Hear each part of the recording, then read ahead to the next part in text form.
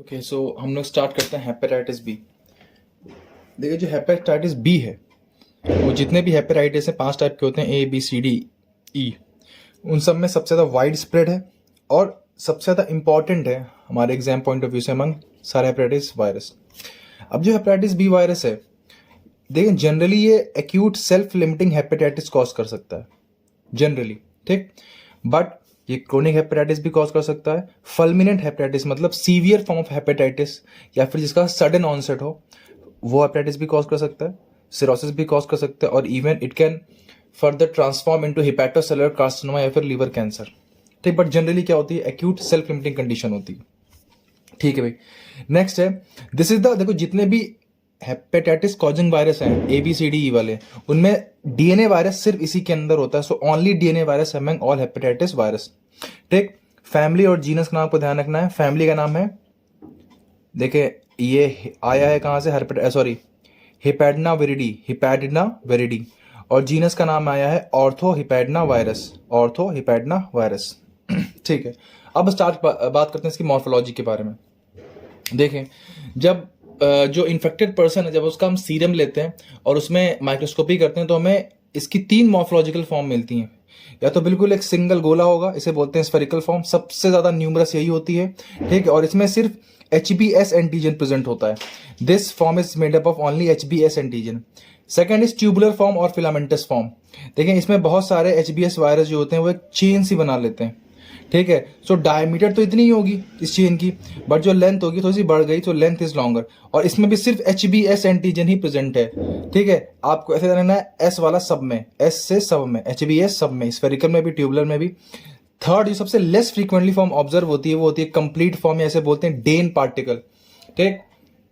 देखें ये जो फिगर है इसको आप याद कर लें, अपनी फोटोग्राफिक मेमोरी में याद कर लें, इससे काफी कुछ आपकी हेल्प हो जाएगी, ठीक। सो सबसे पहले देखो, सबसे बाहर तो यही वाली स्फेरिकल फॉर्म होगी, मतलब HBS। उसके अंदर ये देखो, ये छोटे छोटे कुछ डिपॉजिट्स हैं HBE एंटीजन के, इसे हम लोग बोलते हैं प्री कोर एंटीजन, मतलब कोर से पहले आने वाला एंटीजन। अब बात करते हैं कोर एंटीजन की, तो वो है हमारा HBC। सबसे बाहर S, फिर E, फिर C, सेक का ध्यान रखना है, ठीक है। फिर इसके बाद होती है न्यूक्लियोकैस्पिड की कोर, ये है न्यूक्लियोकैस्पिड की कोर। इसके अंदर होता है DNA पॉलीमरेज और उससे अटैच होता है वायरस का partially double stranded DNA। Structure को बिल्कुल मन में छाप लें, बाहर SHBSAG, उसके अंदर प्री कोर एंटीजन HBEAG, उसके अंदर कोर एंटीजन HBCAG, उसके अंदर न्यूक्लियोकैस्पिड, उसके अंदर DNA पॉलीमरेज और उससे attached partially double stranded DNA, ठीक है। ये फिगर याद आएगा तो काफी कुछ जीवन आसान रहेगा। नेक्स्ट, अब एक एक एंटीजन के बारे में आराम से बात करते हैं। सबसे पहले बात करते हैं HBS एंटीजन के बारे में। इसे बोला जाता है ऑस्ट्रेलिया एंटीजन, क्योंकि सबसे पहले एक ऑस्ट्रेलियन मूल के आदमी में पाया गया था, ऑस्ट्रेलियन ओरिजिन के आदमी में पाया गया था, ठीक। देखें, अब ये जो HBsAg होता है ये कॉम्प्लेक्स एंटीजन होता है। कॉम्प्लेक्स एंटीजन का मतलब क्या है कि mixture of more than one antigen, एक साथ एंटीजन जिसमें प्रेजेंट होते हैं उसे बोलते हैं कॉम्प्लेक्स एंटीजन, ठीक है। तो देखें इसमें एक तो कॉमन एंटीजन होता है, इसे बोलते हैं A एपिटोप। कॉमन एंटीजन होता है, मतलब देखें इसकी कई फॉर्म होती है ना, मैंने कहा था कि ये कॉम्प्लेक्स एंटीजन, तो इसकी कई फॉर्म हो सकती हैं, बट उन सारी फॉर्म में एक एंटीजन कॉमन होगा, वो होगा A एपिटोप, ठीक। अच्छा, अब A एपिटोप के साथ पेयर्स में आते हैं D एंटीजन, Y एंटीजन या फिर W एंटीजन और R एंटीजन, ठीक है। So common group antigen A epitope, pair of specific antigen, ये तो सब में कॉमन होगा तो ये नॉन स्पेसिफिक है। इसके बाद कुछ स्पेसिफिक एंटीजन होंगे, 2 होंगे, ठीक है, पेयर में। तो इस मतलब एक तो A होगा, उसके अलावा 2 और एंटीजन होंगे। तो जिसने मैथ्स पढ़ी है थोड़ी बहुत, उसको परम्यूटेशन कॉम्बिनेशन आता है, तो हम समझ जाएंगे कि टोटल 4 एंटीजन बन सकते हैं इसके, मतलब HBADY, HBAWR, HBADW और HBAYR, ठीक। तो ये कॉम्बिनेशन बन सकते हैं, टोटल 4 कॉम्बिनेशन बन सकते हैं। सो these 4 subtype are possible, ADW, AYW, ADR और AYR, ठीक। एक बार Y के साथ R आएगा, एक बार Y के साथ W आएगा, एक बार D के साथ W आएगा, एक बार D के साथ R आएगा, खत्म, ठीक। अच्छा, अब बात करते हैं HBC एंटीजन की। Forms intracellular core protein. ये जो C एंटीजन होता है ये क्या बनाता है, इंट्रासेलुलर जो कोर प्रोटीन होता है वो ये बनाता है, ठीक। अब देखें, समझे यहां से, ये वाला जो एंटीजन होता है ये कभी भी आपको ब्लड में नहीं मिलेगा, it is not secreted and does not circulate in blood. लेकिन अगर आपको इस एंटीजन को देखना ही है तो आप इसको हिपैटोसाइट्स में इम्यूनोफ्लोरेसेंट टेक्निक से देख सकते हैं। देखें सी वाला बहुत खास है, सी से याद रखो, सर्कुलेशन में कभी नहीं आएगा और हिपैटोसाइट्स में देखा जा सकता है बाय इम्यूनोफ्लोरेसेंट टेक्निक। नेक्स्ट है HBE antigen. This is non particulate soluble antigen. ये नॉन पार्टिकुलेट एंटीजन होता है, इसे सॉल्युबल होता है। इसके अंदर एक प्रोटीन होता है और ये सर्कुलेशन में मिलेगा, तो ई वाला सर्कुलेशन में मिलेगा बट सी वाला सर्कुलेशन में नहीं मिलेगा। ठीक है, ये ध्यान रखना। अच्छा, अब आते हैं टाइपिंग पे। तो हमें मालूम है कि वाह वाह हैप्पी दिवाली। ठीक, तो टाइपिंग पे आते हैं। सबसे पहले आते हैं सीरोटाइप पे। तो मैंने कहा था इसके टोटल 4 सीरोटाइप है, वही ADR, ADW, AYR और AYW। अब हमें ध्यान रखना कि इंडिया में कौन सा कॉमन है। तो ADR वाला जो है ये साउथ और ईस्ट इंडिया में कॉमन है। ठीक, ADR साउथ और ईस्ट इंडिया में कॉमन है। और जो AYW वाला है ये वेस्ट और नॉर्दर्न इंडिया में कॉमन है। ADR साउथ और ईस्ट इंडिया में कॉमन और AYW वेस्टर्न और नॉर्दर्न इंडिया में कॉमन। और जो ADW है ये यूरोप में कॉमन होता है। ठीक, अब बात करते हैं जीनोटाइप की। तो टोटल 10 जीनोटाइप होते हैं HBV वायरस के और उनके नंबर ऐसे हैं ABCDEFGHIJ, मतलब टोटल 10। ठीक, और इंडिया में जो D जीनोटाइप का वायरस होता है वो ज्यादा कॉमन होता है एज कंपेयर टू A। मतलब ये दोनों सबसे ज्यादा कॉमन होते हैं, D और A। उसमें D सबसे ज्यादा कॉमन है इंडिया में और A उसके बाद सेकंड नंबर पे आता है। ठीक है, जीनोटाइपिक वेरिएशन मतलब 10 होते हैं। ठीक है, चलो ये ध्यान रखना। अब स्टार्ट करते हैं वायरल जीनोम के बारे में। देखें, बहुत ध्यान से पढ़ें। टोटल 4 जीनोम होते हैं, मतलब जो वायरल जीनोम होता है उसमें टोटल 4 इंपॉर्टेंट जीन होते हैं। वायरल जीनोम में टोटल 4 इंपॉर्टेंट जीन है और उन जीन के नाम है SCXP। SCXP। ठीक, सबसे पहले बात करते हैं S जीन की। S जीन में 3 रीजन होते हैं, pre S1 region, S gene region और pre S2 region. So pre S1 region, S gene region और प्री S2 जीन रीजन। ठीक, जो S जीन होता है नाम ही से क्लियर है, ये HBS एंटीजन के लिए कोड करेगा, सरफेस एंटीजन के लिए कोड करेगा। वही जो सबसे बाहर था, याद करो, ये वाला, ये था सबसे बाहर, इसको लिए कोड करेगा, ब्लैक वाला। ठीक, नेक्स्ट है सी वाला, नाम ही से क्लियर है। देखो इसके 2 रीजन होते हैं, एक प्री सी रीजन और एक सी रीजन। जो प्री सी वाला है वो प्री कोर एंटीजन को कोड करता है, मतलब कौन से, ई वाले को। और जो सी रीजन होता है वो कोर को कोड करता है, मतलब किसको, सी वाले को। Common sense. नेक्स्ट है एक्स जीन, ये कोड करता है HBX एंटीजन के लिए। देखो जो HBX एंटीजन होता है इसका काम होता है transcription, activate transcription of cellular and viral gene. जो वायरल और सेलुलर जीन है उनके ट्रांसक्रिप्शन को स्टार्ट करना इस जीन का फंक्शन होता है। देखो समझो, एक्स का साइन होता है मल्टीप्लाई की तरह, so it help in multiplication of cellular and viral gene. ठीक, ये जो जीन होता है x is a symbol of danger, ये खतरे का भी सिंबल होता है। सो ये जो जीन होता है ये कभी कभी P53 जीन जो ह्यूमन होता है उनमें बाइंड कर सकता है, और अगर वो बाइंड कर गया तो ये हेपेटोसेलुलर कार्सिनोमा भी कॉज करवा सकता है। ठीक है, इस जीन से बाइंड करेगा, इसको कर देगा इनएक्टिवेट। अब ये हमारा होता है क्या, गार्डियन ऑफ द जीनोम। ये इनएक्टिवेट हुआ तो जीनोम पे खतरा मंडराएगा, किसका, कैंसर का। ठीक, लास्ट है पी जीन। देखो जो पी जीन होता है ये लार्जेस्ट जीन होता है, largest gene. It codes for polymerase P protein. एक प्रोटीन के लिए कोड करता है जिसका नाम होता है पॉलीमरेज पी।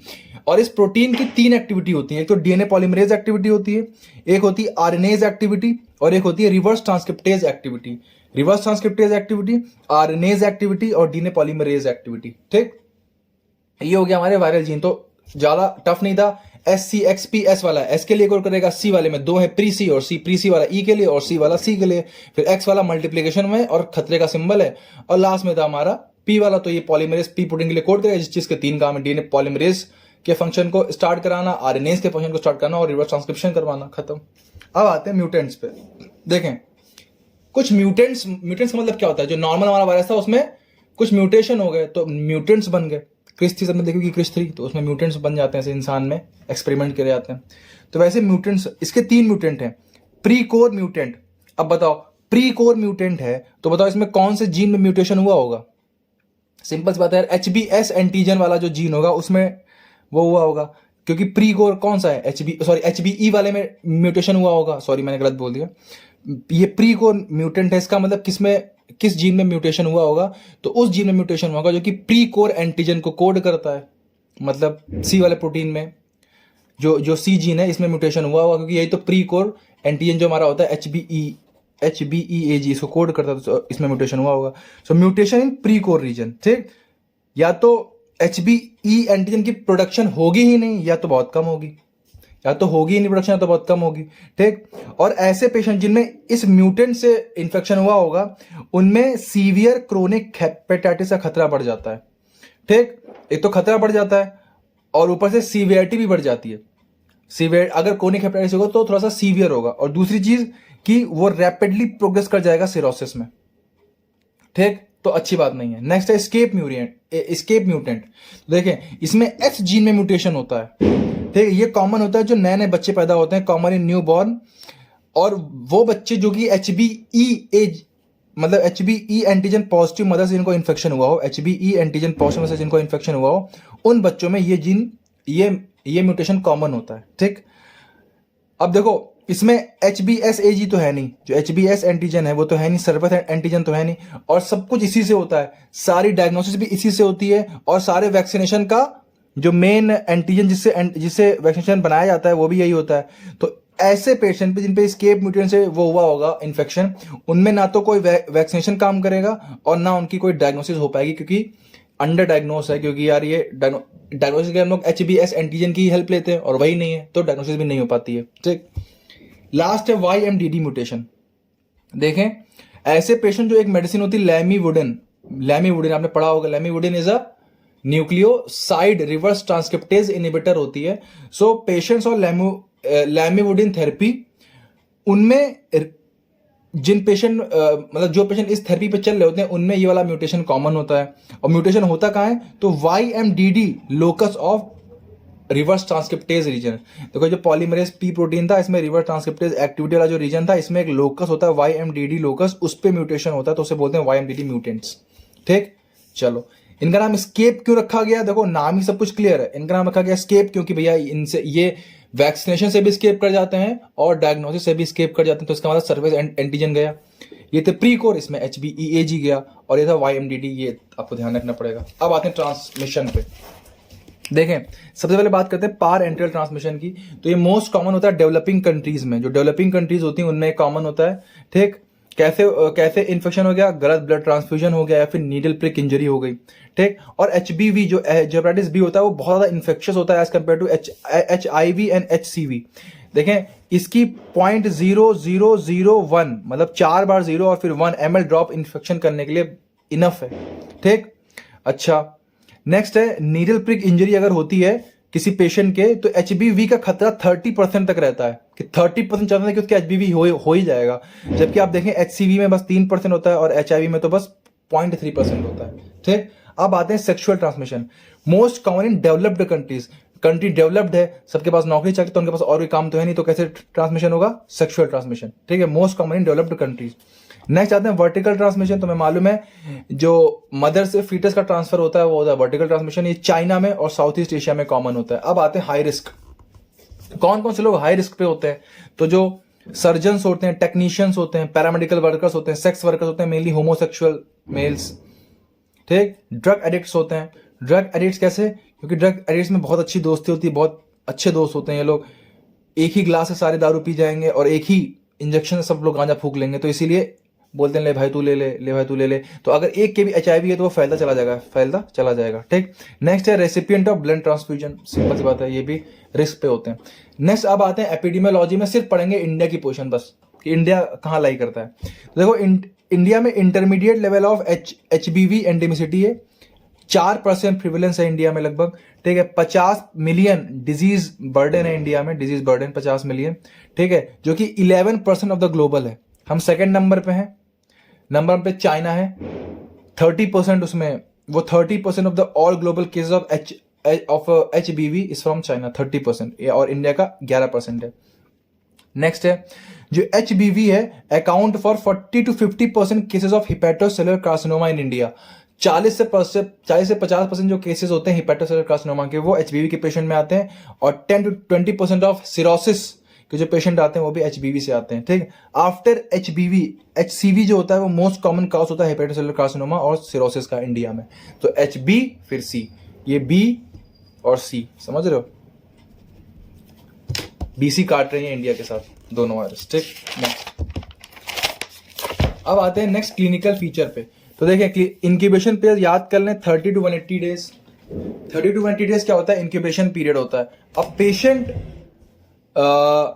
जो होता है या तो उसके सब क्लिनिकल मैनिफेस्टेशन आएंगे, या तो एक्यूट मैनिफेस्टेशन आएंगे, या तो फिर क्रोनिक मैनिफेस्टेशन आएंगे। ठीक, अब ये जो एचबीवी का पेशेंट होता है उसके दो फेज होते हैं। सबसे पहला होता है प्री एक्टरिक फेज, मतलब एक्टरस से पहले वाला फेज, मतलब जॉन्डिस से पहले वाला फेज। तो इसमें जीआरटी के सिम्टम आते हैं जैसे कि नोजिया, वॉमिटिंग। उसके बाद आता है हमारा एक्टरिक फेज जिसमें जॉन्डिस हो जाता है। ठीक, कॉम्प्लिकेशन की बात करें तो few cases proceed to fulminant hepatitis. कुछ केसेस जो होंगे वो फल्मिनेंट मतलब सडन ऑनसेट वाला या फिर सीवियर फॉर्म ऑफ हेपेटाइटिस में प्रोसीड कर जाएंगे। कुछ कर जाएंगे सिरोसिस में, कुछ कर जाएंगे हेपेटोसेलुलर कार्सिनोमा में। ठीक, अच्छा, और एक्स्ट्रा हेपेटिक कॉम्प्लिकेशन क्या क्या हो सकते हैं? तो आर्थराइटिस हो सकता है, रैशेज हो सकते हैं, और एंजियो एडेमा हो सकता है, प्रोटीन्यूरिया और हेमाटूरिया हो सकता है। ठीक, अब ये कैसे प्रोसीड करता है एचआईवी, जरा उसको देख लेते हैं एक बार, देखें समझे। मान लें किसी का इन्फेक्शन हुआ, ठीक, incubation period was of 30 to 180 days. तो उसके पहले होता है क्योंकि अभी जस्ट इन्फेक्शन हुआ है तो क्या होगा? Acute hepatitis. ठीक, अब बहुत कम चांसेस हैं कि वो एक्यूट वाला चला जाए किसमें? सीवियर हेपेटाइटिस में। बहुत कम चांसेस हैं, मैंने कहा था 1% नियरली चांसेस हैं कि यहां पे चला जाए। ठीक, ज्यादातर चांसेस होते हैं किसके? कि पेशेंट खुद रिकवर हो जाएगा। मैंने कहा था कि ये सेल्फ लिमिटिंग होती है, जनरली पेशेंट खुद रिकवर हो जाता है। लेकिन 5% चांसेस होते हैं कि वो लैंड अप कर जाए क्रोनिक हेपेटाइटिस में, और लेस देन 5% चांसेस होते हैं रेयर कि वो कैरियर बन जाए। कैरियर का मतलब क्या है? क्रोनिक एचबीवी इन्फेक्शन हो जाए, क्रोनिक एचबीवी इन्फेक्शन। ठीक, तो अब तक हमने देखा इन्फेक्शन हुआ, इंक्यूबेशन पीरियड हुआ, एक्यूट में हुआ, 1% फल्मिनेंट, ज्यादातर चांसेस है कि वो रिकवर कर जाएगा, 5% है क्रोनिक में लैंड कर जाएगा, और बाकी के रेयर चांस है कि वो कैरियर बन जाएगा। ठीक, अच्छा, अब जो क्रोनिक वाला है, अब नहीं देखें, जो क्रोनिक वाला है इसके भी 2% चांसेस हैं कि ये रिकवर कर जाएगा। अगर क्रोनिक के 100 केसेस आए ना तो 2% चांसेस होते हैं कि तो में से 2 केसेस रिकवर कर जाते हैं। ठीक, 30 केसेस जो होते हैं वो कैरियर बन जाते हैं। कैरियर का मतलब क्या है? जिसके खुद कोई सिम्टम ना आए, खुद कोई सिम्टम ना आए, बट वो डिजीज को फैलाता रहे। ठीक, नेक्स्ट है 70% चांसेस हैं कि वो लैंड अप कर जाए पेशेंट क्रोनिक एक्टिव हेपेटाइटिस में या फिर क्रोनिक इनएक्टिव हेपेटाइटिस में। क्रोनिक एक्टिव हेपेटाइटिस ये क्या है? कि हमारी बॉडी फाइट कर रही है, कंडीशन क्रोनिक बट हमारी बॉडी फाइट कर रही है, इसे बोलते हैं इम्यूनो रिएक्टिव। सेकेंड केस है कि क्रोनिक है और बॉडी फाइट नहीं करी, chronic inactive hepatitis. Body fight नहीं करेगी तो खतरा हो जाएगा, या तो हो जाएगा सिरोसिस, और उस सिरोसिस की वजह से या तो हो जाएगा लीवर फेलियर, या तो हो जाएगा हेपेटोसेलुलर कार्सिनोमा। ठीक, अब आते हैं जो कैरियर पे, जो हमारे कैरियर बने थे, मतलब इन्हें खुद इन्फेक्शन था बट इनको कोई डैमेज नहीं होता, बट उसको ट्रांसमिट कर रहे थे। तो अब कैरियर में भी 2 टाइप के हैं। Immuno tolerant chronic HBV infection हो जाए, मतलब वही कि बॉडी ने फाइट करना बंद कर दिया, बॉडी फाइट नहीं कर रही है, इनको हम लोग बोलते हैं इम्यूनो टॉलरेंट, इनको हम लोग बोलते हैं सुपर कैरियर्स। क्या बोलते हैं? Super carriers. और दूसरे होते हैं क्रोनिक इनएक्टिव एचबीवी इन्फेक्शन, मतलब बॉडी हल्की हल्की फाइट भी कर रही है बट इन्फेक्शन क्रोनिक है तब भी चल रहा है। ये नॉर्मल कैरियर है, बॉडी फाइट कर रही है। सुपर कैरियर, बॉडी ने फाइट करना बंद कर दिया। ठीक, ओके, हम लोग नेक्स्ट वापस आते हैं इसकी लैब डायग्नोसिस पे। बहुत इंपॉर्टेंट है लैब डायग्नोसिस। देखें, आते हैं इसकी लैब डायग्नोसिस पे। तो देखें, हमारे पास 3 एंटीजन है, HbS, HbE और HbC। ठीक है, अब इनके बारे में खास बातें ध्यान से सुने, इनको मुंह जुबान पे याद कर लें। सबसे पहला HbS वाले के बारे में सबसे पहले आएगा, तो S वाला सबसे पहले आएगा।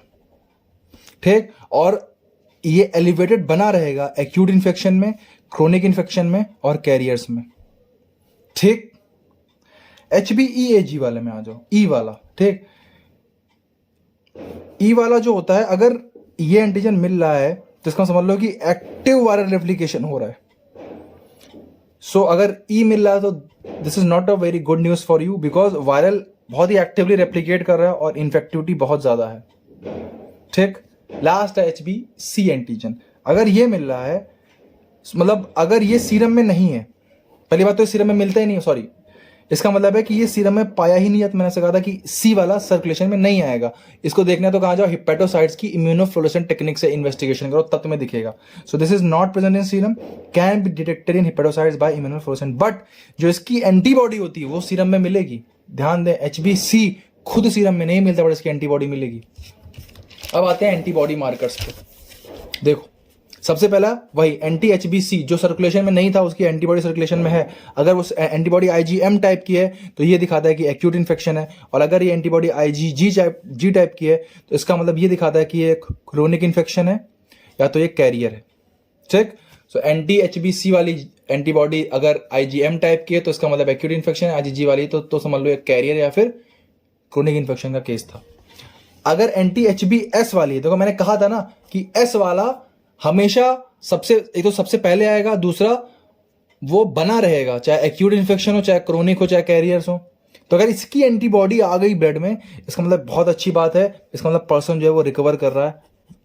ठीक है, मार्कर ऑफ रिकवरी और वैक्सीनेशन, क्योंकि सारी की सारी जो हमारी वैक्सीनेशन है वो इसी पे बेस्ड होता है, HbS एंटीजन पे।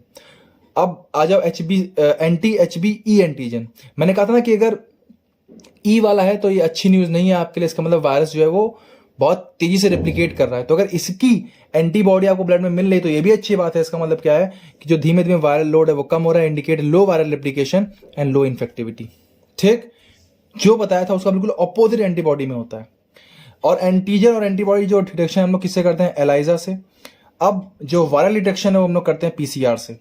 ठीक है, वो किससे करते हैं, PCR से। अब आ जाओ मॉलिक्यूलर मार्कर्स पे। तो मॉलिक्यूलर मार्कर्स का मतलब हम लोग क्या, हम लोग HBV का DNA डिटेक्ट करेंगे। ठीक, अगर हमें DNA मिल रहा है तो मॉलिक्यूलर मार्कर्स कहाँ पे, मतलब इनको हम लोग यूज कहाँ पे कर सकते हैं। एक तो हम यूज कर सकते हैं कि अगर हमें DNA ज्यादा मिल रहा है, उसका मतलब वायरस जो है वो बहुत ज्यादा तेजी से रेप्लिकेट कर रहा है। कम मिल रहा है, समझ लो कम तेजी से रेप्लिकेट कर रहा है। So indicate active viral replication and increase infectivity.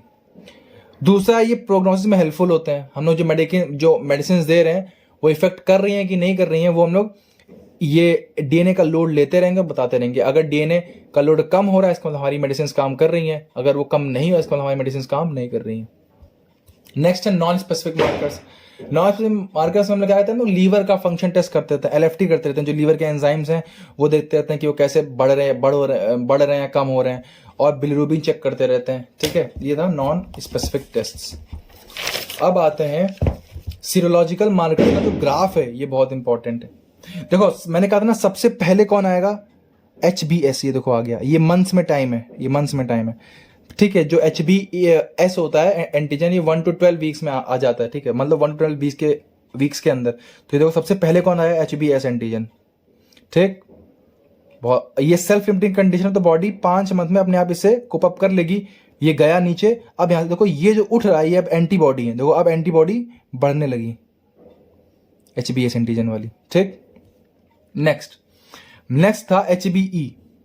इसके बारे में मैंने क्या कहा था कि इंडिकेट हाई वायरल रेप्लिकेशन, बढ़ा। फिर ये जो anti-HbE एंटीबॉडी थी वो दिखने लगी। ठीक, ये दोनों बॉडी जो है, देखो anti-HbE जो एंटीबॉडी है ये वेरिएबल टाइम तक खून में रहती है, और ये इन्फानाइट टाइम तक खून में रहती है anti-HbS।